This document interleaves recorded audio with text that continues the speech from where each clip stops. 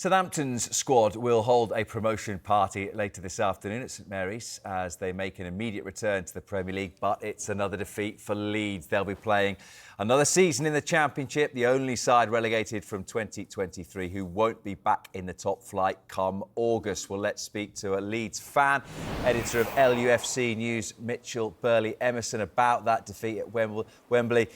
Mitchell, good afternoon. It's not a good afternoon for you, I'm sure. Has the disappointment, has the feeling changed at all since 6 o'clock last night?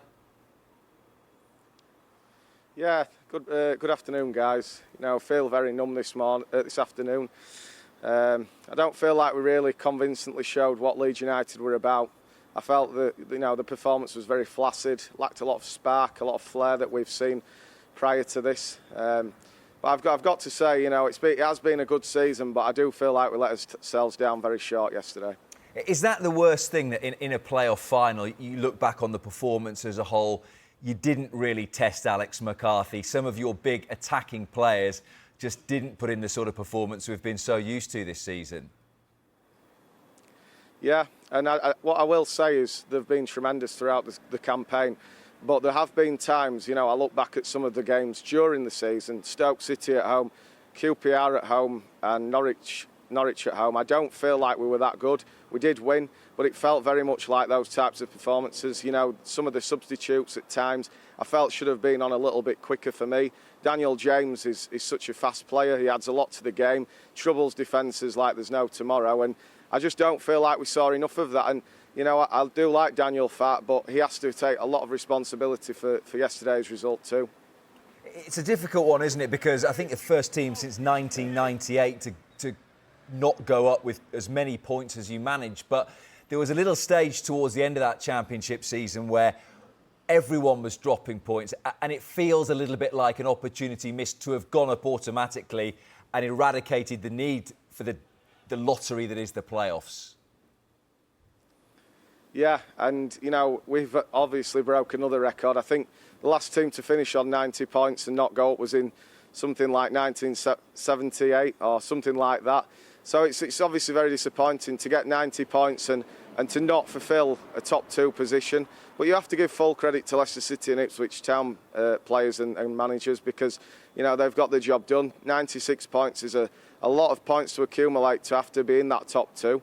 But, looking back at games such as Huddersfield away, where we've dropped 2 points, Rotherham away, we dropped 2 points, and Sheffield Wednesday at home, where we only got a 0-0 draw, that's 6 points right there, and with a better goal difference that probably guarantees you to be in the top two. Although, we have to look at it from a financial point of view too. We've got players coming back off loan, which will need to be offloaded. And, players coming in, it makes it awfully difficult. But when you've got players such as Josh Brownhill out there, a very experienced, mature midfielder, who I think could suit Leeds United, to be quite honest with you. And it's players like that, for me, that I'd certainly be looking at if I was Nick Hammond, the football advisor, and Daniel Farke. Talking of the manager then, we saw from your own playoff semi-final how ruthless the Championship can be. Norwich, who you beat, got rid of David Wagner straight after that. Do you see Daniel Farke as the right man to try and get this done second time around? Yeah, I do, to be honest, but we have to see some changes. For me, it has to be slightly different. I feel like we have to play a lot more direct football. I feel like when Leeds have been like that, especially against Norwich, against Ipswich, we were fantastic on, I think it was Boxing Day. That's when Leeds are at the best. We've got attacking players, we've got fast, plenty of agility, such as likes of Crysencio, Somerville, Nonto, Ruto when he's on his ball, and, Dan James speaks for himself. So Leeds have really got to assess this one now and see where they have to make some money, but also try and retain some of the players that can help us hopefully regain a Premier League status next season, because it does get harder each year that you do end up staying down. I know you're not feeling great, but just to sort of stick the knife in a little bit further, Mitch, some of those players that you mentioned there, Somerville, Nonto, Ruta, maybe chuck Archie Gray into the mix as well. How many of those are still going to be there come the first game of the Championship season? Unfortunately, I don't have a string long enough to tell you that one. But, I want to say one thing is that we've got a fantastic chairman. we've also got some really good investors. You know, Will Ferrell only joined in the last few weeks, who I think's quite the comedian himself, and probably suits Leeds United in some ways for how the season's ended. But you know, we have got a fantastic board. The 49ers are a great, you know, they're brilliant owners. And it's such a shame, though, because we've got all the plans in place, as I said yesterday, to get the capacity up to 55 to 60,000. And it's just not going to happen whilst we are in the Championship. And those are the realities of until we get back to the Premier League, everything gets put on hold again. But I'm totally convinced by the board. I like them. They've been here a year now. And I feel like Daniel probably needs another year. But if he wasn't to stay, there are other options, you know, such as Steve Cooper, who did a tremendous job at Nottingham Forest. So we're not going to be short regardless for me. But like I say, we do need to have a rejig, if you like. You know, we need to get some players in, and we need to also get a lot out too. And it's going to be one very hard summer, I want to say, in terms of how this is all going to work. But I believe that come the 4th of August, we'll have a squad in place that's ready to kick off this Championship season once again. Yeah, that was going to be my final question. Actually, Mitchell, we've seen, as you've already touched on, 2 incredible points tallies to top you this season from Leicester and Ipswich. You've got Sheffield United coming down, who ended the season in a bit of a mess. Burnley, who are looking for a new manager. Do you sense that it will be easier or harder for Leeds to get promoted next season compared to this? Well, I think if we'd have come down with one of those two, I would have said that we would have gone straight back up, to be totally honest with you.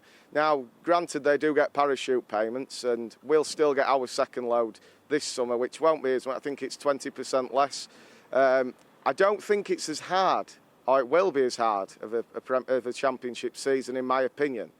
But that does not disregard the teams that are coming down. You don't know what they're going to be capable of. Chris Wilder's got experience, if he stays at Sheffield United, of getting them to the Premier League, which was against us as well, which doesn't soften the blow as much today.